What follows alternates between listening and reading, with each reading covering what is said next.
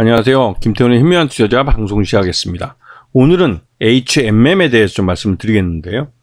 최근 들어서 HMM의 실적이 1분기 실적이 굉장히 부진하게 나왔고 주가도 그에 따라서 흘러내리면서 이 HMM이 우리나라 1위의 해운업체이면서도 실적이 계속 부진하면서 주가가 흘러내리고 있어서 굉장히 좀 부정적인 모습을 보이는데요.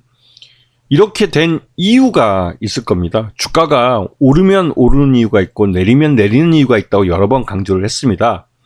그리고 최근 들어서 HMM은 이 물동량이나 이런 걸로 얘기되기보다는 오히려 경영권 매각의 대상으로서 얘기가 나오고 있죠. 윤석열 정부가 지난해 2022년 3월 달에 대통령이 당선이 되고 5월 달에 이 대통령이 취임하고 나서 한국산업은행의 산업은행 총재, 그러니까 지금은 회장이죠. 회장을 임명하고 나서 단 몇 개월 만에 대우조선해양을 유상증자라는 형태를 통해서 2조 원에 아주 헐값에 매각을 해버렸습니다. 한화그룹에. 그래서 이제 한화는 말 그대로 이제 횡재를 한 거죠. 횡재를 하고 대박이 난 건데, 이런 대박을 노리는 친구들이 좀 산업은행 주변을 많이 좀 배회하는 것 같습니다. 왜냐면 이 HMM을 인수하게 되면 단번에 우리나라 해운사 1위 업체를 갖게 되는 거예요. 그리고 아시다시피 우리나라는 북쪽으로는 북한에 막혀 있고 또 삼면이 바다이기 때문에 해운 물류가 굉장히 중요한 수출의 키가 되고 있습니다. 그래서 지난번에 한진해운이 파산했을 때 우리가 이제 수출 물건이 있어도 중국에서 출발하는 중국 배들이 우리 인천항이나 부산항에 들려서 우리 물건을 실어주지 않으면 수출을 못하는 상황이 발생하기도 했어요. 그래서 문재인 정부 내내 이 HMM이라는 우리나라 최대 국적 해운사를 다시 부활시키기 위해서 수많은 한 6조 원 정도 되는 공적 자금을 쏟아 부었죠. 그래서 이 HMM이 단기간에 대규모 흑자를 내면서 화려하게 부활하기도 했습니다. 그러면서 산업은행은 이 HMM에 투자했던 전환사채 이걸 일부 전환하면서 약 3조 원 정도 가치를 평가하는 주식을 확보하게 됐죠. 그걸로도 거의 산업은행은 공적 자금을 다 회수할 수도 있겠다라는 말까지 나오기도 했습니다. 그리고 현재 산업은행이 최대 주주로 있긴 있지만 나중에 뒤에 설명하겠지만 해운공사 이런 쪽에서 갖고 있는 지분, 정부가 갖고 있는 지분을 다 합치면 약 60% 정도 되는데요. 여기다가 경영권 프리미엄까지 얹히게 되면 이 HMM의 실제 매각 가격은 한 10조 원 정도가 나올 가능성이 크죠. 그러면 공적 자금을 다 회수하고도 플러스 알파를 남길 수 있습니다. 그런데 그렇게 제값 받고 팔면 살 사람이 없죠. 이미 HMM에 대해서는 살만한 삼성그룹이나 SK나 또 4대 그룹, LG나 현대차 그룹도 그렇고 대부분 인수할 마음이 없다는 말을 공식적으로 하고 있습니다. 왜냐면 10조 원씩이나 주고 살 이유가 없으니까요. 훨씬 싸게 살 수 있으니까. 싸게 사는 방법이 바로 주가를 떨어뜨리는 겁니다. 가장 좋은 이유는 지금 실적이 안 좋아요. 그러니까 적자는 아닌데 흑자를 내고 있지만 작년 1분기와 비교해서 실적이 많이 줄어든 걸 보실 수 있습니다. 보시게 되면 작년 똑같은 1분기 때 작년 1분기 때는 4조 8천억씩이나 되는 매출을 올렸지만 지금 1분기 때는 2조 원 정도밖에 안 되는 반토막이 나버린 거죠. 그리고 상하이 운임지수도 작년에 비해서는 상당히 하락한 상태입니다. 그렇기 때문에 수익성이 굉장히 줄어든 상태고, 그러다 보니 당연히 기업 가치도 그에 맞춰서 줄어들 수밖에 없는 거죠. 지금 HMM 실적 추이를 보시면 아시겠지만 올해가 작년에 한 반 정도로 반토막이 날 가능성이 큽니다.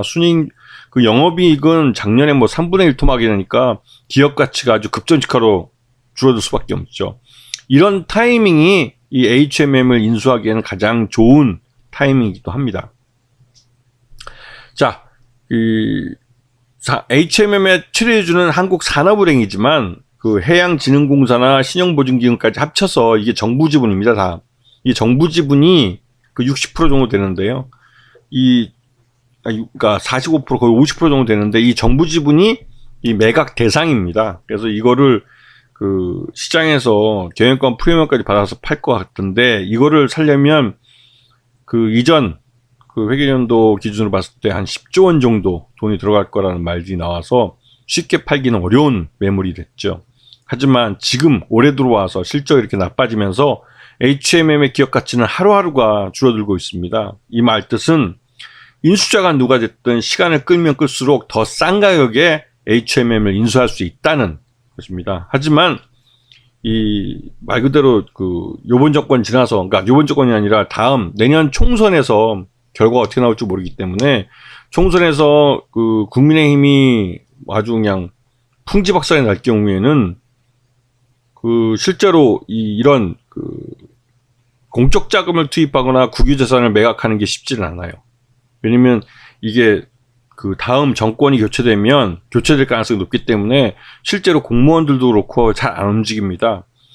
이 HMM을 매각하는 건 확실히 도장값을 챙길 수 있는, 즉 10조 원짜리를 5조에 매각하거나 그보다 더 싼 가격에 헐값에 매각하게 될 경우에는 분명히 그렇게 싸진 값만큼 누군가가 도장값을 챙길 수 있는 기회가 생깁니다. 이건 항상 부정부패의 공식인데요. 이 관료들이나 이 권력 실세가 이러한 매각 가격을 결정할 수 있는 결정권을 갖고 있다면 그가 도장값을 챙길 수 있는 부정부패한 더러운 권력일 수 있는 거죠. 항상 이 국민의힘 정부나 이런 그쪽의 정부가 들어섰을 때는 항상 보수 정권은 이런 더러운 거래를 많이 해왔습니다. 예전에 그 정부에서 사례를 봐도 그런 뒷거래들이 있었죠. 자, 2016년 이후로 HMM의 공적 자금 들어간 게 6조 원이 넘습니다. 그 6조 원 최소한 이 공적 자금을 회수해야 되는데, 대우조선해양을 매각할 때 보시면 아시겠지만 단 한 푼도 공적 자금을 회수하지 못했어요. 그리고 한국산업은행은 그대로 대우조선해양을 보유하고 있고, 이 한화그룹은 유상증자를 통해서 2조 원을 꽂아주면서 자기가 최대주주로 올라섰습니다. 그리고 이 산업은행은 대우조선해양 2대 주주가 남아있죠. 그리고 2대 주주 지분을 향후 뭐 한화그룹 쪽에서 인수해 줄 수 있는데, 그게 이제 공적 자금을 회수하는 거기 때문에 과연 13조 원으로 평가해서 받을 수 있을지는 모르겠어요, 대우조선에서. 그 HMM 같은 경우는 충분히 6조 8천억 정도 되는 공적 자금을 회수할 수 있는데도 불구하고 지금 이 가격엔 팔진 않을 겁니다. 그 말 뜻은. 그리고 또 그 대우조선해양처럼 유상증자를 통해서 매각을 한다면 공적 자금을 회수하는 게 쉽지는 않죠. 그런 문제가 좀 있습니다. 그 대우조선해양 때는 정권 초기 때문에 뭐라고 말이 안 나왔지만, 시간이 지나면 지날수록 이 HMM 매각에 대해서 말들이 많아질 수밖에 없죠. 그러면 그 매각한 놈이 결국은 꼬리가 잡히게 돼 있습니다. 자, 한국산업은행은 지금 2번에 걸쳐서 전환사채를 주식으로 전환했습니다. 그러면서 이제 거의 그러니까 3조 원 정도 되는 지분을 그때 이제 확보를 했었죠. 그래서 이제 공적 자금을 거의 대부분 회수할 수 있었다는 말도 나왔는데요. 그 HMM은 지금 해운 산업 육성을, 그래서 그러니까 부활이죠. 해운 사업 부활을 위해서 산업은행도 그렇고 해양진흥공사를 만들어서 아주 대규모로 투자를 했습니다. 그렇게 해야만 우리 물건을, 우리 국적 해운사가 우리 기업들한테 유리하게 그 제때제때 해외로 수출할 수 있기 때문에, 이 한진해운이 파산하고 나서 이 2위였던 현대해상이 아니라 현대 그 상선인가요? 현대상선을 중심으로 해서 그걸 HMM으로 이름 바꾸고 가장 단기간에 부활시킨 거죠. 문재인 정부에서 나름대로 이 해운업 부활은 잘한 겁니다. 무엇이 됐든 간에. 근데 이제 이거를 밥상을 잘 차려놨더니 이제 윤석열 정부에서 그게 밥상을 엎어버리려고 하는 거죠, 지금.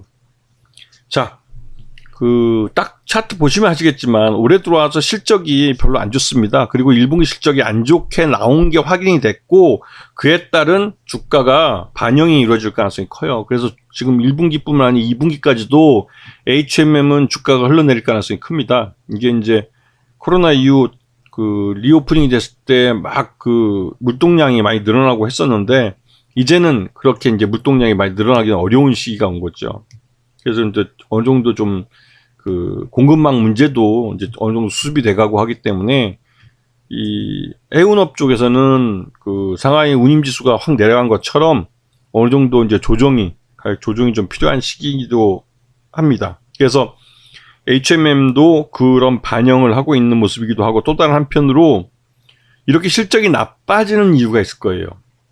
왜냐면 이 한국산업은행이 그 해운공사 쪽에다가 경영권을 넘겼지만 그만큼 아직도 HMM에 대한 경영에 영향력을 행사하고 있습니다. 그리고 산업은행 수장은 뭐 윤석열 정부의 오른팔이란 말, 그러니까 이 예전 박근혜 정부 때 경제수석인가 했던 사람이니까 뭐 그전 국민의힘 쪽하고 또 이 모피아 쪽이나 이런 쪽하고 연결돼 있는, 그러니까 예전처럼 이제 이 공기업을 민영화해본 경험이 있는 쪽이 이제 담당하고 있기 때문에 이쪽도 국내 재벌들과 어느 정도 커넥션을 생각해 봐야겠죠. 근데 하여튼 그런 것들을 생각해 주면서 HMM을 보셔야 되기 때문에 HMM을 예전처럼 주가가 뭐 급등하던 그런 회사로 생각하시면 안 됩니다. 오히려 지금은 주가가 싸면 쌀수록 매각할 수 있는 가능성이 높아지고 인수하는 쪽에 유리하기 때문에 지금은 오히려 호재보다는 악재가 더 많이 나올 가능성이 크죠. 그래서 HMM은 한동안 완전히 잊어버리는 게 좋습니다. 이게 이제 그 뭐 하다못해 이제 상하이 운임지수가 좀 회복된다라는 말이 들릴 때까지 아예 잊어버리시는 게 나아요. 안 그러면 HMM은 이 매각권 때문에도 주가가 오르기에는 좀 어려운 측면이 있습니다. 이게 하여튼 이 경제 그 경영 그 회사 자체의 경영뿐만 아니라 그 회사를 둘러싸고 있는 경영 외적인 그런 요인까지도 이 HMM 같은 이 대기업은 좀 살펴보셔야 되죠. 이거는 그 경제 외적으로 설명해야 될 부분이 더 큰 회사인 것 같습니다. 자, 오늘 방송 여기서 마치겠습니다. 감사합니다.